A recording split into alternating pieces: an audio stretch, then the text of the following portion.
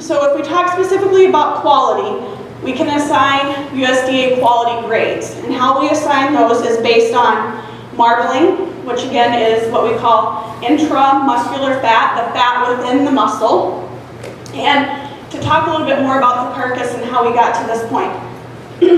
Following the slaughtering process, these carcasses would be pushed into what we call a hot box or a chiller to chill the carcass down, and it won't have been ribbed yet. It'll still be intact here. And then after about a 24-hour chilling process, they're pulled out of the hot box or the cooler and brought onto the grading floor. They're going to be ribbed between the 12th and 13th rib. There's 12 ribs in the front quarter, 1 rib in the hind quarter. So they're ribbed between the 12th and 13th rib to expose this muscle here, the longissimus dorsi. In this quarter, in the front quarter, it's referred to as the ribeye. In the hind quarter, it's the loini, because this is the loin section, this is the rib section. But this is the muscle that the grader will look at to evaluate for quality and yield. But what we're looking at here for quality in terms of marbling is this intramuscular fat, the fat within that muscle. And what Ryan is holding up are grading cards that show us those different marbling scores. The other thing that's really important for beef quality is maturity. And what we're going to look at within maturity is, well, I'll get into that in just a second. Let's talk specifically about the marbling and the official quality grades that are assigned to those carcasses. Those are prime, choice, select, standard, commercial utility, cutter, and canner.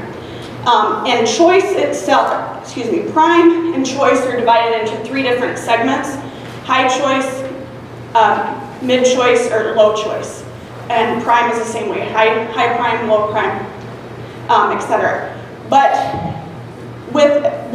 those are the official quality grades. Now, what the industry uses, we don't use all of those specifically. What you've probably heard more familiar with is prime, top choice, choice, select, or no roll.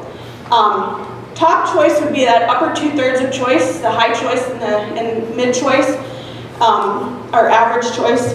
And so those would be, those 2 that Ryan is holding up there, would be what's referred to as top choice or upper 2/3 choice.